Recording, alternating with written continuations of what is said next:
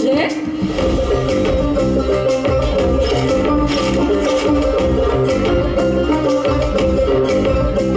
এই মুখের কথা সবাই জানে, বুকের কথা কজন, চুপটি থাকা আদর্শ হাত মাখবে শুধু সেজন আমার দোষী আমার ডাকাতিয়া চাল, লাগাম আমার ধরবে ঠিকই আজ না হলে কাল।